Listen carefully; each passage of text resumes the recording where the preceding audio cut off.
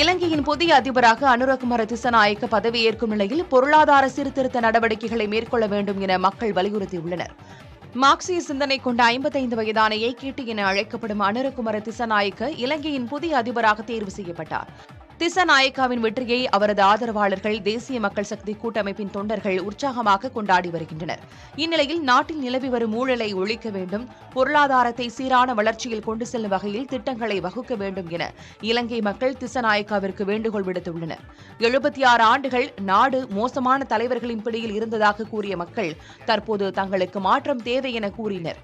இலங்கை அதிபர் தேர்தலில் அனுரகுமார திசநாயக்க 42.3 விழுக்காடு வாக்குகள் பெற்று வெற்றி பெற்றார்.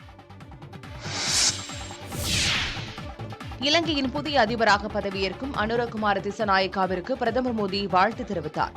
இது தொடர்பாக தனது எக்ஸ் வலைதளத்தில் பதிவிட்டுள்ள பிரதமர் மோடி, இந்தியாவின் அண்டை நாடுகளில் கொள்கை மற்றும் விஷன் சாகர் திட்டம் ஆகியவற்றில் இலங்கை சிறப்பு இடம்பெற்றுள்ளதாக கூறினார். இலங்கை மக்கள் மற்றும் முழு பிராந்தியத்தின் நலனுக்காக பன்முக ஒத்துழைப்பை மேலும் வலுப்படுத்த அனுரகுமார திசநாயக்காவுடன் இணைந்து பணியாற்ற ஆவலாக இருப்பதாக பிரதமர் மோடி பதிவிட்டுள்ளார். இதனிடையே அனுரகுமார திசநாயக்காவை இலங்கைக்கான இந்தியாவின் தூதர் நேரில் சந்தித்து இந்திய அரசின் சார்பில் வாழ்த்துக்களை தெரிவித்தார். இந்த சந்திப்பின் போது இரு நாடுகளின் உறவு, வர்த்தகம், சுற்றுலா உள்ளிட்ட அம்சங்கள் குறித்து இருவரும் ஆலோசித்ததாக கூறப்படுகிறது.